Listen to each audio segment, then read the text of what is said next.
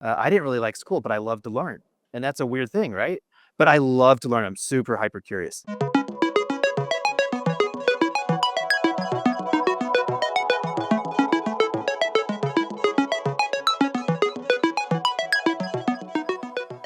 So you mentioned you use the phrase digital anthropology. I like that a lot.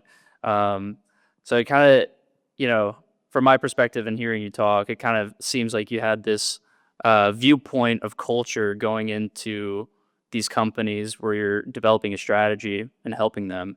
How does that cultural perspective influence the way that you build a framework to help these companies? Mm. The culture eats strategy for breakfast, right? So culture eats strategy. So you can have a business plan, business strategy, but the culture is what supports it. So if you go to the root cause, the first principle, like who are they? What do they do? Why do they do it? Understanding the culture is how you can facilitate change. And so what are they doing well? Areas of improvement might they have? Um, but understanding the dynamics as they really are, not as they say they are.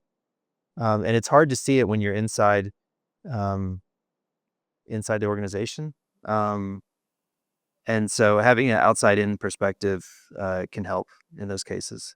And that's kind of the view that I take. My question is specific to you talking about meeting people where they are and having specific tailored approaches.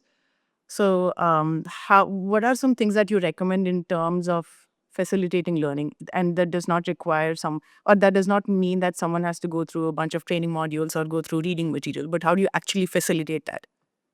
I want to make sure I get it right. So how do I facilitate learning with?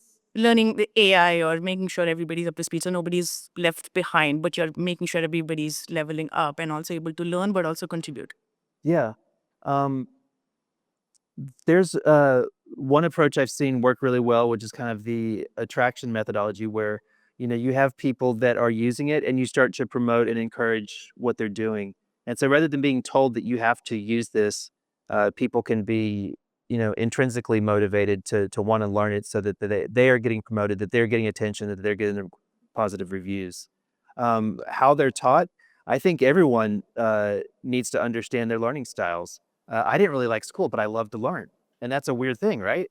But I love to learn. I'm super hyper curious, and so, but sitting in a classroom, like listening to somebody drone on and taking tests, come on. So how do you learn? Is it by speaking? Is it by doing? Is it hands on? There's a lot of just watching a screen, just doing a clipboard. There's a lot of physical movement and writing that helps your brain learn more.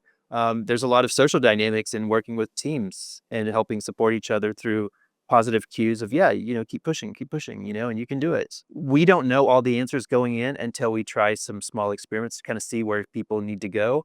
I have found that people's self-assessment is rarely accurate. Um, the smartest people will say that they don't really know everything. And the people that don't know much are like, yeah, I can use Copilot real good. So, so it's important to have a baseline, and you can do an assessment to kind of see where they are, where their comfort level is.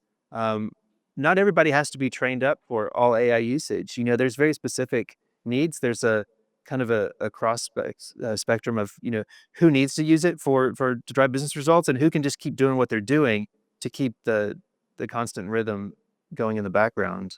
Um, but there's different learning styles is the answer, and different ways to approach it.